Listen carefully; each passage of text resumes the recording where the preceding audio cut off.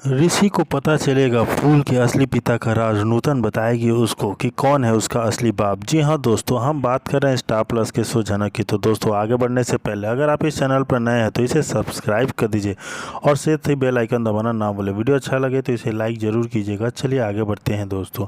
जैसे कि देख रहे हैं कि नूतन ने बताया ऋषि को फूल का असली पिता कौन है।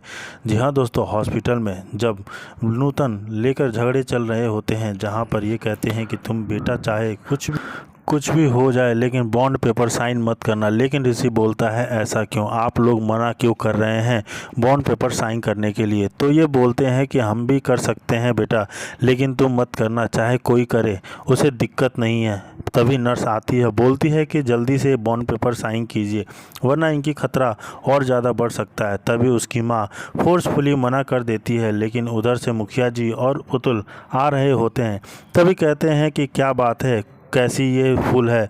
लेकिन वहाँ पे लोग कोई कुछ नहीं बोलता, कहते हैं कंडीशन अच्छी नहीं है। तभी कहते हैं दिक्कत क्या हो रही है। बोलते हैं कि बॉन्ड पेपर साइन करना है और ये लोग बॉन्ड पेपर साइन करने से मना कर रहे हैं। आखिर मुखिया जी यह पूछते हैं कि दिक्कत क्या है, बताओ। बॉन्ड पेपर साइन भी कर सकते हैं, पुतुल भी कर सकता है, तो तुम क्यों करना चाहते हो या नहीं करना चाहते हो। तो साफ साफ वहाँ पर बोलता देता है ऋषि कि हाँ मैं करना चाहता हूँ। तभी बोलते हैं कि कोई कुछ बोले इससे क्या दिक्कत है, जब तुम चाहो तो साइन करने के लिए तुम्हें कोई नहीं रोक सकता है, तो फिर साइन करो। तभी वहाँ से जो है ऋषि कहता है कि मैं चलूँगा और बॉन्ड पेपर साइन करूँगा, क्योंकि उसे बचाना है हमें।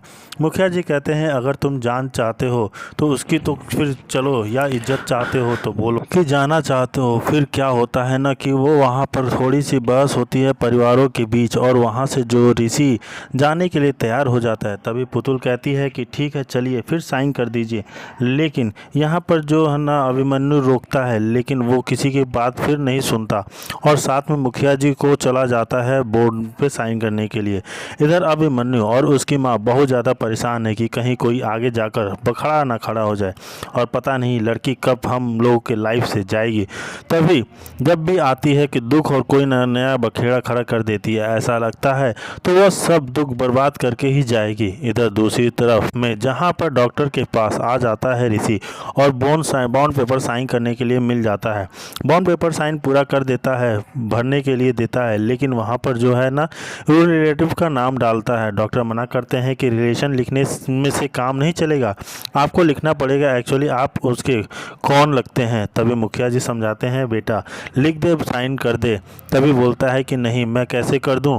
तो वो बोलता है अपना पति लिख और साइन कर, क्या दिक्कत है तुमको। फिर ऋषि घबराता है कि नहीं मैं पति कैसे लिख सकता हूँ। तभी उसको जो ना है समझ नहीं आता और वहाँ पर पुतुल भी जो उसे समझाने की कोशिश करती है और क्या दिक्कत है, अगर तू हस्बैंड है तो लिख देना, फिर इधर चला जाएगा। ऐसे थोड़ी कहीं वो जिंदा रहे कि मरेगी, कम से कम इससे कुछ साबित तो हो जाएगा ना कि इधर उस दूसरे तरफ जैसे ही बॉन्ड पेपर साइन होता है इलाज शुरू हो जाता है। फ़ोन का पर आती है मुखिया जी कि ये सब जिस तरह से समझाते हैं वो समझ भी जाता है और इसके बाद जो है वहाँ से हस्बैंड लिखा जाता है। इधर दूसरे तरफ में आ जाती है डॉक्टर जी, कहती हैं कि उसके पति आप बताइए इतना दिन से कहाँ थे और इतना बताइए कितना केयरिंग है, आप उसको अपने बाह में जहाँ उठा कर लेकर आए हैं हॉस्पिटल इलाज करवाने के लिए, इतना कौन पति करता है। लेकिन यहाँ पर ऋषि कुछ कहना चाहता है बट वो मैडम ना आगे बोलती ही रहती हैं कि उसका शेष लगातार सीधे गांव की है और आप में शहर से वहाँ से मैडम मैरिज हो ना, अगर वो काफ़ी ज़्यादा अच्छा लगता है।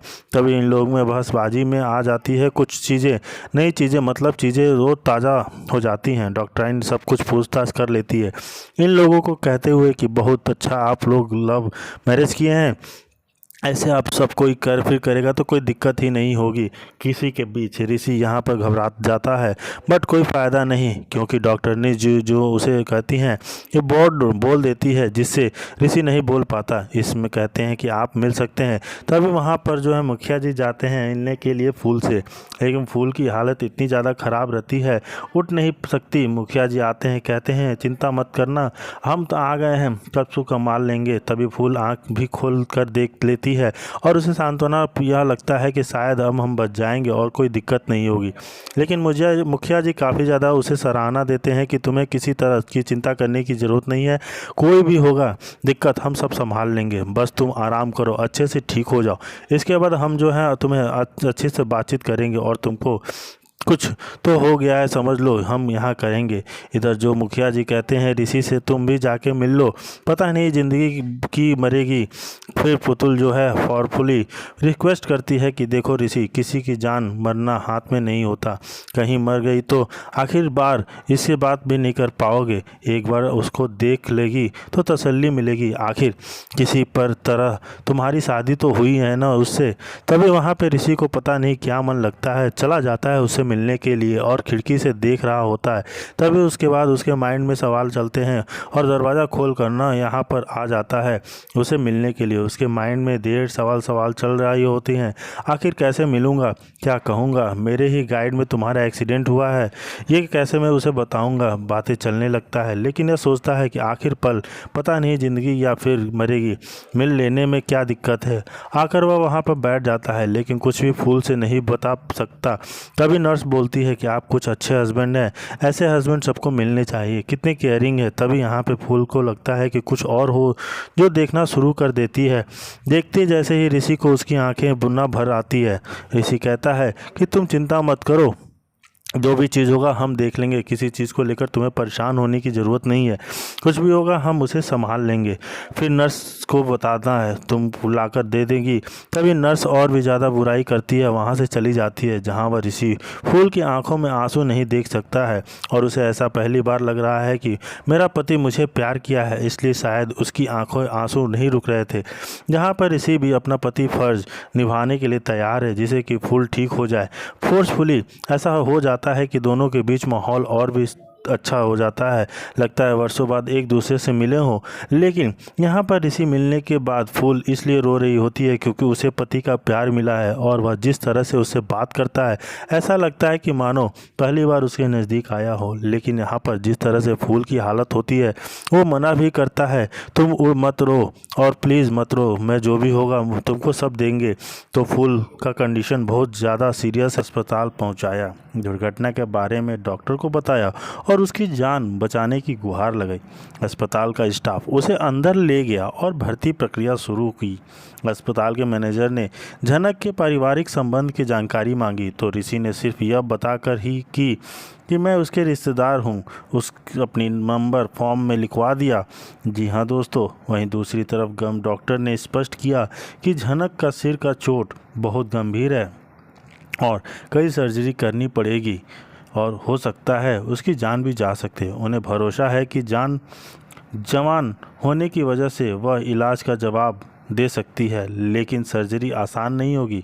आज रात उसे आईसीयू में शिफ्ट कर दिया जाएगा और टेस्ट होंगे। इस दौरान ऋषि उससे मिल भी नहीं सकता।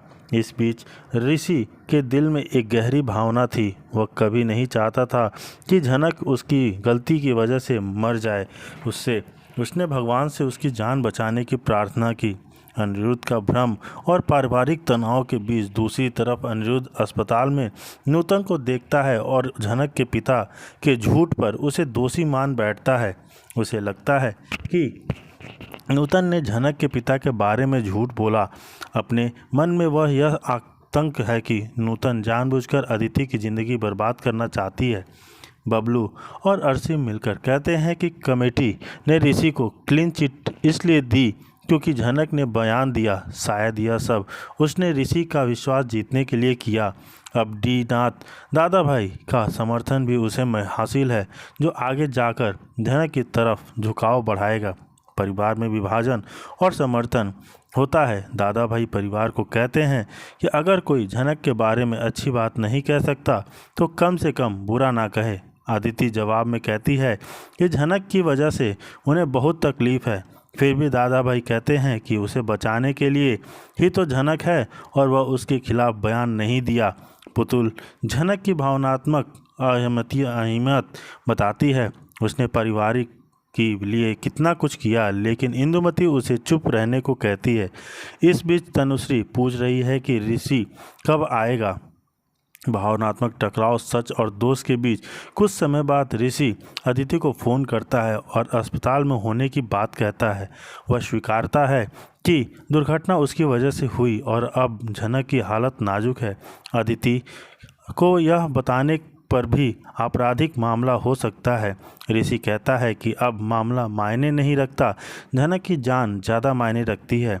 अदिति जवाब में कहती है कि वह झनक को कैसे बर्दाश्त करे, लेकिन ऋषि का दिल जवाब देता है, वह उसे सड़क पर मरने अकेले कैसे छोड़ सकता है। अदिति की कटु प्रतिक्रिया रहती है, झनक तुम्हारी ज़िंदगी से नहीं जाएगी, और इसी बहस के बीच एपिसोड खत्म होता है। वहीं दूसरी तरफ दादा भाई ऋषि से कहते हैं कि फॉर्म में वह झनक का पति लिख दे, इससे कहानी में एक बड़ा मोड़ आएगा। क्या ऋषि सचमुच झनक को अपनी ज़िंदगी मानने लगेगा? क्या वह सिर्फ एक छल है? वहीं दूसरी तरफ ऋषि ने चलते हुई दुर्घटना में झनक की जान संकट में पड़ गई है। उसकी गंभीर चोट और ज़रूरी सर्जरी की बात सामने आ गई है। परिवार में तनाव बढ़ता जा रहा है, कुछ लोग झनक के पक्ष में हैं तो कुछ विरोध कर रहे हैं। वहीं दूसरी तरफ ऋषि अदिति की टकराहट और भावनात्मक क्लेश की कहना है कि अब झनक उसकी ज़िंदगियों की धुरी बन चुकी है। जी हाँ दोस्तों, वहीं फॉर्म में झनक का आपत्ति लिखने की बात यह बर्दाश्त है कि कहानी एक नया चाल और रिश्तों का नया मायना पकड़ने वाला है, क्योंकि अब देखने को मिलता है कि यदि आप तो किसी विशेष पात्र जैसे अदिति की भावनात्मक स्थिति की मनोवैज्ञानिक रिश्तों में आने वाले संभावित बदलाव पर है तो उसको हमें बताइए।